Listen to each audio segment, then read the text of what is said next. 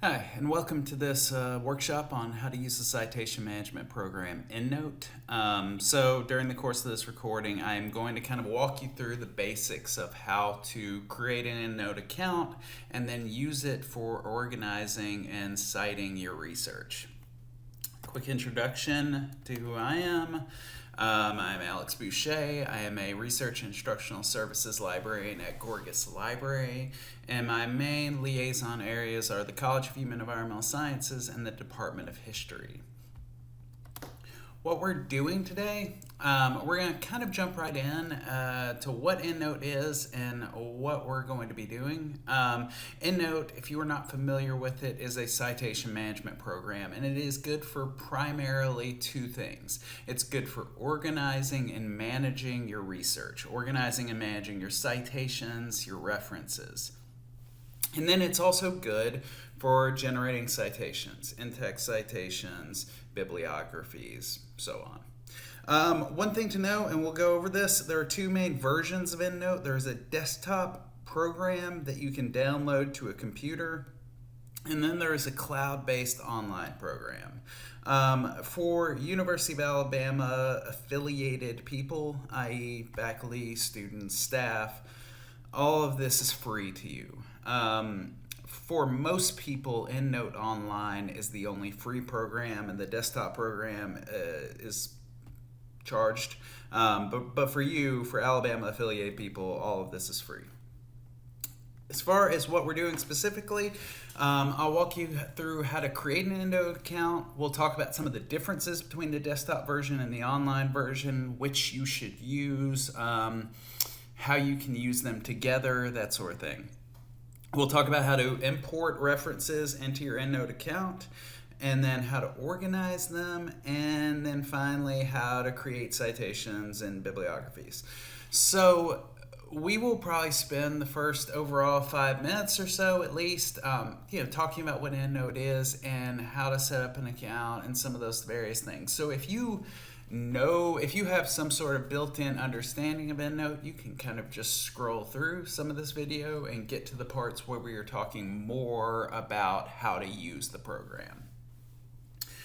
So with that, I will go ahead and get started. To sign up for an EndNote account, you can do a couple of things. You can go to the library's website and click on Research Tools. Down at the bottom of the screen, you'll see a link to RefWorks and EndNote. So you can click on that and go ahead and start to download the program. Otherwise, you could also go just straight to the Office of Information Technology and look for EndNote on there. And here's where you'll first see the notification that there is such a thing as EndNote Online, and then also an EndNote program that you can download. I'll show you a quick look at EndNote Online. This is the completely free version, and you can sign up for this account, and in fact I would encourage you to do so, even though most people will usually end up using the software program EndNote just because it has more features and it's a bit more powerful. And so here's the EndNote program that you download to your computer. This is EndNote X9, which is the most recent version of EndNote. When you go to download EndNote, you'll have an option of downloading several programs, but X9 is the most recent one, and I would recommend that you download that one. If you have an earlier version of your EndNote on your computer, you can go ahead and update to X9 for free. So here, obviously, you're not seeing a whole lot. What we want to do is click on the File button. So here is where mainly what you can do is either create or open libraries. And libraries are something I'm going to talk about a fair amount because they're kind of how EndNote works. You can create numerous libraries, or you could just create one big library that has everything in it. Some people do different things. I'm not going to create a new one here. I'm just going to go ahead and open a library that I already have. You're supposed to save your libraries to something like desktop or documents. Basically, you're not supposed to save it to a share drive or or a cloud saving program or anything like that, because it slowly corrupts the library over time. So this EndNote library is just on my desktop. I will go ahead and open it up, and you will see the basics of what an EndNote library looks like. So what I mentioned earlier, you can create numerous libraries if you want. The only thing I'll point out is if you decide to use EndNote Online, you can only really sync EndNote Online to one EndNote library. So that's not a reason necessarily not to have multiple libraries, but it's just something to be aware of. So there is a dedicated sync button up here at the top of the screen. So what that means is if I add a reference to this EndNote library and I then click sync, it would show up in my EndNote Online library and vice versa. So on the toolbar and the ribbon, you have a lot of commonly used things. The online search, I'm not going to show that much, but you can actually search databases from within EndNote. I tend to usually just go to the actual databases themselves and search for articles and then import articles from there to EndNote, but you can search from within EndNote itself. You have a button to import references. When you might import a references, if you are importing a large batch of references or you are just uploading a PDF, I show you briefly how to do that. Export, you can export your library or other references, so you can export your library and then save it to a flash drive if you wanted to. Find full text, we'll get into that, the sync button, etc. And then up at the top of the screen, you have a few important things. References is where you can do things like create new references. We'll get to that. But what I'm going to show you first are groups, because the groups are basically how you organize your EndNote library, especially if you just decide to have one EndNote library that has all of your work in it. So what you have here, you can create a group or you can create a group set. You can even create a smart group, and I will show you what those are in a minute. So a group set, for example, this systematic review, this right here is a group set. So it is sort of an overall folder for individual groups. So I could go ahead and do an example of this. We'll go ahead and create a new group set, and I will just call it dissertation. So within that group set, I can then create individual groups. I could call them whatever I wanted, and I can also create a smart group. So a smart group could be pretty useful if you are a pretty high-level researcher. What a smart group is, or what it is it's a way of creating a group that can then sort of auto-fill itself. So what I mean by that, you could go here and let's say you're writing a paper. Example I used before was if you're writing a paper about the DASH diet and its effect on hypertension. You could do a couple of things. You can choose any sort of thing you want here: author, year, title, abstract, etc. I'll go ahead and choose title. It says contains. You have options here, but let's say I want one that has the word dash and the title of each article. Another example, you could just leave it at that if you wanted, or you could say, all right, in the abstract, I want the word hypertension to be mentioned. So you could then create the group. The interesting thing here is if I had any articles in my EndNote library right now that had the word dash in the title and hypertension in the abstract, it would just automatically put those references into the smart group. I don't have any of those articles in my library right now, but I'll show you how it works when we actually import references in. So I'm going to leave this as is. I may go ahead and just delete one of these groups because I don't really need it. We'll just call this one, I'll go ahead and rename it Chapter 1. All right, so I have a regular group, I have a smart group, I have a group set. So how do you get articles into your EndNote library? That's what we'll focus on next. All right, so importing articles into your EndNote library. So there are several things that you can do.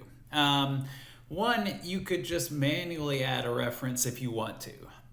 Just click on References, click on New Reference, and then go ahead and fill out the information. For the most part, this is the one you're least likely to use because it's the least efficient way of doing it. My guess is that when most people do this, it's when they have a more non-traditional source than something like a journal article. If you just have a journal article, it's rarely is this the best way to go ahead and do it. But that is one way that you can do things. The other thing you can do is just import articles into your EndNote account, and by that I mean you can just upload PDFs. To do that, just go up to File, click on Import, and then you choose either a file if you just have one article or a folder if you have a lot of articles. In this case, I'll just choose a folder. We will do this one. I'll choose Include Files and Subfolders. I will not bother with creating a group set. And we'll just go ahead and go from there. I'll leave duplicates alone. For one thing, EndNote is very good for deduplicating all of your references, so I'll just go ahead and leave it like that. So we'll go ahead and import, and the articles should show up after a minute in your recently added section here on the left. Now, I don't know exactly how this will look. Some PDFs import more cleanly into EndNote than others do. And by that I mean PDFs that are produced basically by the journal or the publisher. If you get a PDF from something like Interlibrary Loan, maybe that's been just scanned and turned into a PDF, then it might not be as clean, basically, the information. Like, for example, we see them here, and these two articles up the top don't look right, basically. This is probably because they are not publisher-provided PDFs, basically. The rest of them, you'll see, look more like normal PDFs. So we have the imported references. I can go ahead and just hover over all of them and drag them over to a folder. Now, in this case, I don't believe any of these are about hypertension or the DASH diet, so they will add nothing to the new SMART group. So we will go back. So that is one of the main ways, along with importing a reference. But then the main way that most people import articles into EndNote, especially with journal articles, is just by exporting them directly from a database. So that's what we'll go ahead and show you next. So I'll start with PubMed. I'm just going to run a pretty basic search for DASH diet. I could add hypertension. In this case, the search isn't really the point. The point is showing you how to import articles to EndNote. So when you want to import articles to EndNote, you can do a couple of different things. One, you could go through here and look at each of the articles and decide which you're interested in, and then click on each of them. Or you could just run a search and import pretty much everything that shows up in EndNote. In this case, I'll just do that. Either way, you just have to click Send To here at the top of the screen, and then choose Citation Manager, and then choose All results in this page. We'll just choose this. Create File. You should see a PubMed file down at the bottom here. If you click on this, it should then immediately upload into EndNote. So you'll see your imported references here. So I will go ahead and click on these. And if you see, even before I drag and drop these over to the Chapter 1 folder, you have 8 references in the new SMART group. That's because theoretically 8 of these 10 articles have a combination of two things. One, they have the word DASH diet in the title, and 2, they have the word hypertension in the abstract of the article. So where this could be useful, like I was saying, if you're doing a lot of research basically, and you want EndNote to kind of sort out your articles for you. So smart groups could be useful to you, especially if you're doing pretty high level research. Now, some databases will not automatically export to EndNote, but most do. For example, here's Web of Science. You just do the same thing, find out whatever articles you want, and then you can just click on Export and choose EndNote Desktop or EndNote Online. Google Scholar, when you've done a search, basically below each article, you'll see a little quotation mark. And if you hover over that, it will say Cite. Click on that, you'll see down at the bottom EndNote, and you can just click on that and it will automatically import into RefWorks. EndNote, sorry. One pretty cool feature of EndNote, I'll show you real quickly, is the Find Full Text feature. So if you look, this is the folder, the Smart Group folder with my 8 articles here. If I click on one and hover over all of them, I can just go up to the top of the screen here and click on Find Full Text. And if I do that, EndNote will basically start looking for the full text of these articles. If you see down at the bottom left-hand side of the screen, it will say Find Full Text, searching 8 articles. And then it will start searching for them. And you'll see a group of found PDF. In this case, we're still searching for some, but we've already found some PDFs. Sometimes it will say basically did not find PDF, or it will find a URL or something like that. In this case, it looks like it's finding the PDFs for pretty much all of the articles, if not all of them. So yes, in this case, it actually found PDFs for all 8 articles. So if we just click on the Smart Group folder, you'll see now, if you look over on the right-hand side of the screen, you have sort of a reference viewer. It will give you a preview of what the actual reference would look like in a bibliography. And then also on the right has the PDF. So you can use this as a PDF viewer. There are a few buttons here, but one of them is Open PDF. So if we open this up, you get the much more enlarged view of the PDF. You can read the entire thing. And if you look at the toolbar, you have a couple of things. You can print it, you can email it, but maybe more importantly, there is a section to add notes to your article, and you also can highlight text within this. So the Find PDF is a pretty useful feature. If you can't find the PDF through that, or if you have an article and you already have the PDF for it, you can just click on article, right-click, and scroll down to File Attachments and attach a PDF there. Before we move on to inserting in-text citations and bibliographies and things like that, I'm going to point out quickly a problem that a lot of people have with their citations in EndNote and a way around that. If you'll see, you can look up at the top and see basically what your default bibliographic output style is. In this case, it's APA 6, but you have other options. In fact, you have a lot of other options if you click on Select Another Style and search for whatever style that you're looking for. But one thing, some problem that people have occasionally is if you look at your references in here, you can see on the right side of the screen basically what they look like. Like in this case, this article, you'll see the citation for it in APA. And most of them look right, but you will want to kind of double check and see that your citation looks right. And in some cases, one problem that a lot of people have is that EndNote will use the abbreviated version of the journal title, like in this case, where it just says JAM call cardiol. In a lot of cases, that is not considered the correct citation according to certain citation styles. So one thing you can do is try to clean up your references in EndNote, and the way that you do that is this. You clean them up all at once, basically.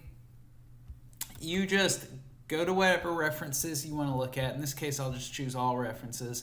And then you go to the top of the screen and click on Tools. Then click on Open Term List, Journals Term List. So in this case, what you want to do is basically delete all of this. So I'm just going to choose Control A and then right click on it and click Cut. So this should get rid of all of the journal term lists in here. And then once that is done, what I'll want to do is basically re-import the journal's terms list. So once we get this done, we will move on to that. And when you do this, what it should do is make it so that your citations are consistent and you do not have necessarily the abbreviated journal titles. So as you'll see, now that's done.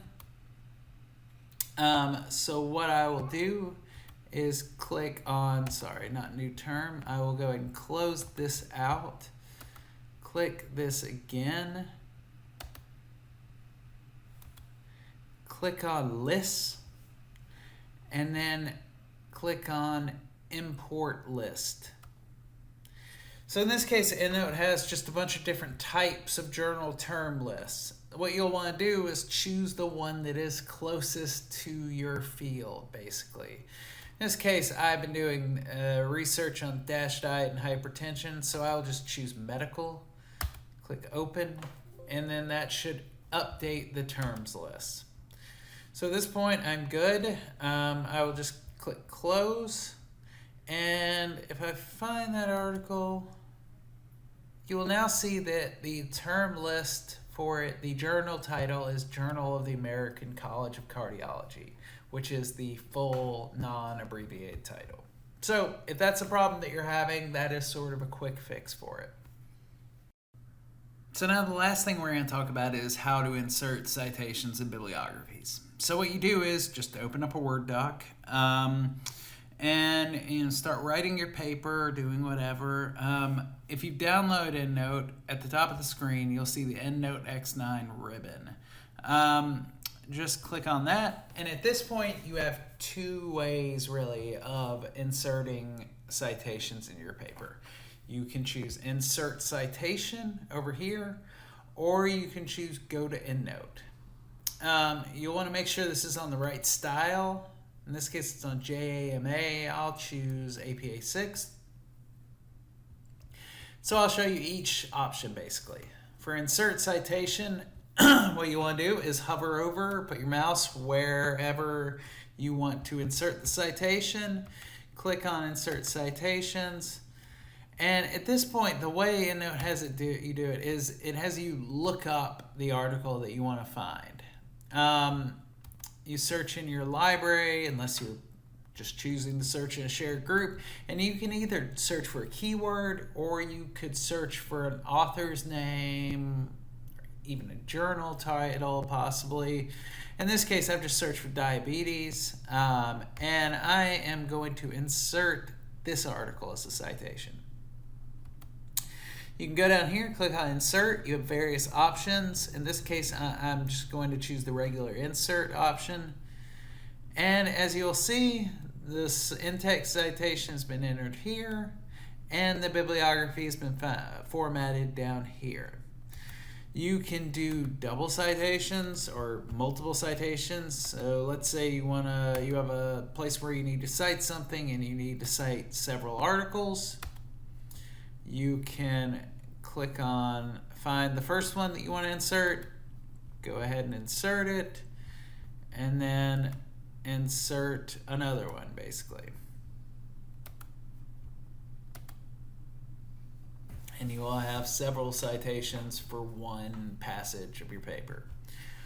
So the other way to do it is to put your mouse where you want to insert a citation, then click Go to EndNote, and it will just take you right back to your EndNote library where you choose whatever group or folder you're looking for.